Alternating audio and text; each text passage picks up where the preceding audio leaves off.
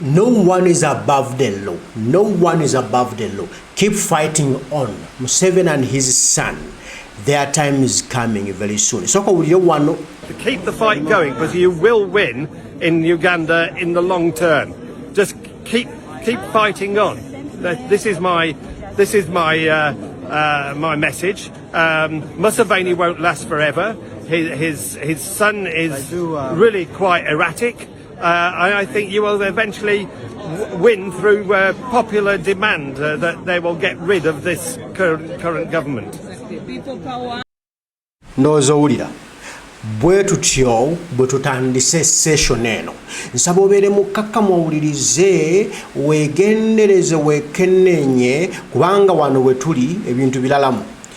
Gavumenti ya General Museveni ne mutabaniwe Muhoozi Kayine Rugaba bino ebintu bulijjo si bya bulijjo okitegedde kuva Kyagulanyi lwe yajja mu bintu bino ayinawo ekyenjawulo kye yaleeta ayinawo omudigido omupya gwe yaleeta ayinawo amazima ge yavayo n'ayoleka ensi agaali tegamanyiddwa agaali gakwekebwa kati ng'ensi egalaba n'egekerenya n'agamba naye gwe nga twali twabula nga twali twaziba amaaso bino byonna byali bibeerawo nga bibeerawo bitya. Wulira, Ugandan president and his son are accused of crimes against humanity.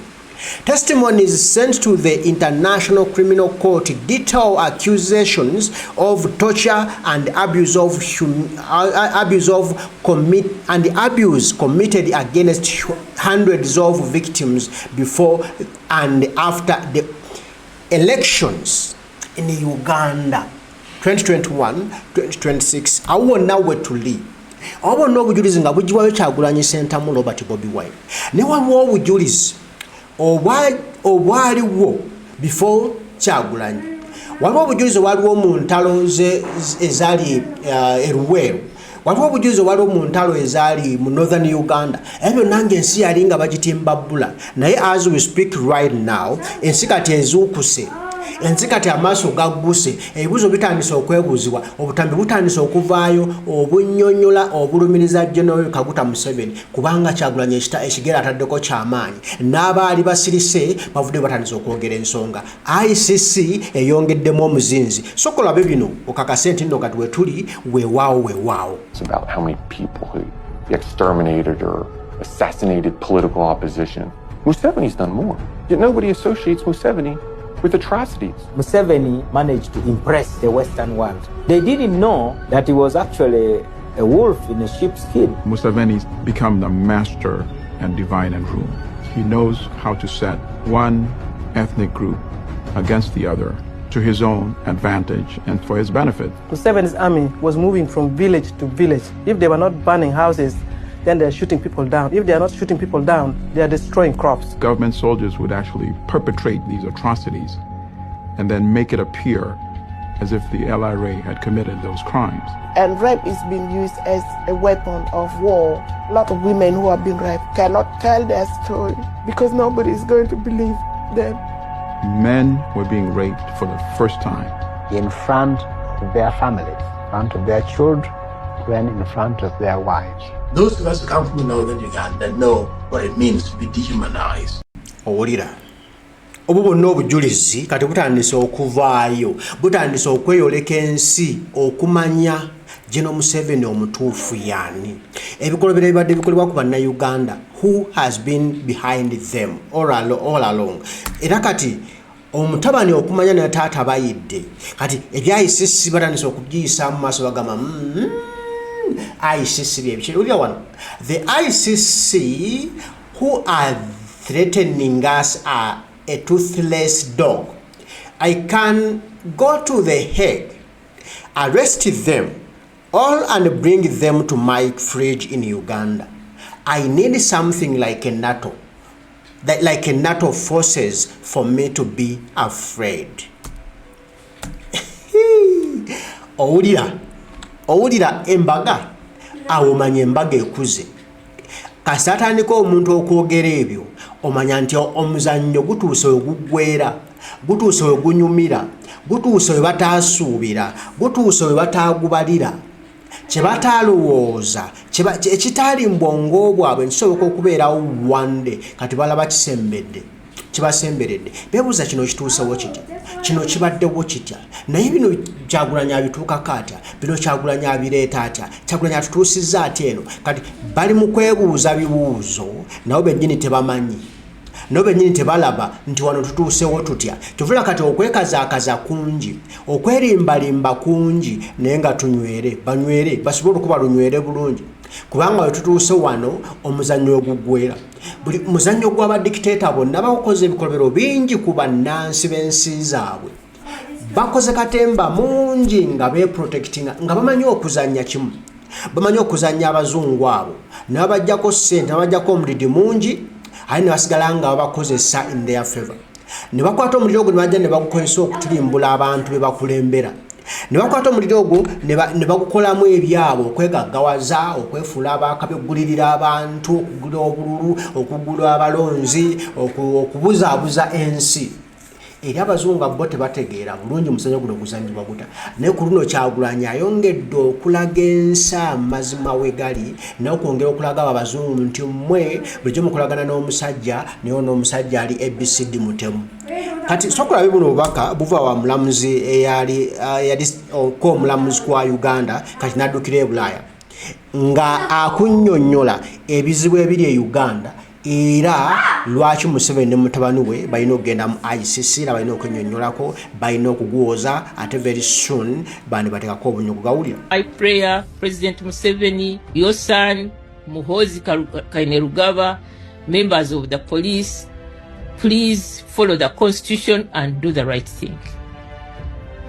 You'll earn the love and respect of Ugandans if you do the right thing.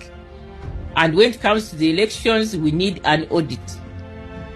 The recently concluded elections did not meet the international standards for organizing free and fair elections in Uganda.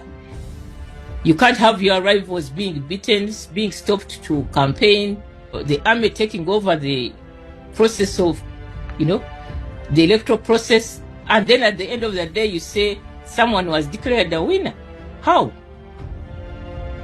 Under what law? The army is not supposed to be involved in election processes. So this impunity is continuing, unfortunately, especially by the current leadership which came into power to liberate Ugandans according to their, but now has turned around to do what they are doing. They are read, they know the law, and they put the same constitution in power which they are violating. So our duty as Ugandans are to speak up. Of course, for some of us who are speaking from safety, we continue to speak up. But we are also going to look at other avenues of how we can have this message, communicated. And but as Ugandans, if you're in the country, you can have a silent, in law there's something called shunning. Let's shun them. My prayer. Those are the bulungi shunning. Let's shun them. Oyo mulamuzi Kisaachi. Naye Uganda yajamuka yagifubutukamu nadduka n'agamba sirina gafa abasajja bandimiza omusu kambeeko we neewogoma naye neyeewogomako naye ekiriwo emisango egyateekebwa mu international criminal court gyateekebwa Kyagulanyi Ssentamu Robert Bobi Wine obujulizi bwogera kweyongerako buli olukya buli olukedde abasajja bapipiira abasajja we batudde si birungi boogera kino boogera kiri Kyagulanyi bw'aba ku statement zaakoze ne bagamba ebyo temuli ne be bamanyiwa we batudde be bamanyi omuzinzi ogubayimiriddemu ogubatuddemu be bamanyiwa ekintu we kibatuusizza ebikolo bakoze ku bannansi ebiyitirivu buli kye badde bakweka kati Kyagulanyi azzeeyo n'abibikula byonna n'abambula bw'ejjo bali kati biri ku ntimbe za televisioni za ensi yonna. Kino Museveni yavudde juzi n'agamba zino zaali jazera BBC bamanyira bapromotinga Kyagulanyi balina buwagizi bungi bulwa kati singa bamulonda singa siye yafuna nsavu mwemu lwaki nze nagifuna ensi ekimanyi tobululu bwe yafuna yabba bubbe tewali atakimanyi naye naye akimanyi no nabubba naye yeekaliza mu bubbi omanyi omubbi w'okukyalo nga mumanyi nti mubbi ne mukwata netooki naye neyeekaza mbumwandabyeko nga nditema batukubuze ettooke lyeno lyatuuse yata mu nnyumba yo mwandabyeko nga nditema ettooke lino lya muzeeyi Zedde baatemye mu nnimiro ye lyatuuse litya mu nnyumba yo mwe mwandabyeko nga nditema nti ate mu nnyumba yo lyatuuse ani alireeseeyo kati General Museveni bwe bubbi bwaliko naye any soon from now muna Uganda yongeza omuliro eno European Union kyetaddemu ekigere kyetaddeko naffe tuteekeko ekigere tetujjaako wono omukyala Miriam Black so Museveni bulijjo gwakozesa gwawe ensimbi obutitimbe okupaintinga ekifaananyi ky'ekirungi mu European Union kakati no kaweddemu ketumwambudde twongere kumwambula tumwambulule ne mujje Museveni wako tumwambululiriremu okitegedde obulimba bwabadde atadde mu ICC ng'alemesa emisango okugenda mu maaso egirumika Museveni ng'ajungulula obujulizi obuweereddwayo kati twongezeemu ekigere we tuli weewo wano we wasinga okunyuma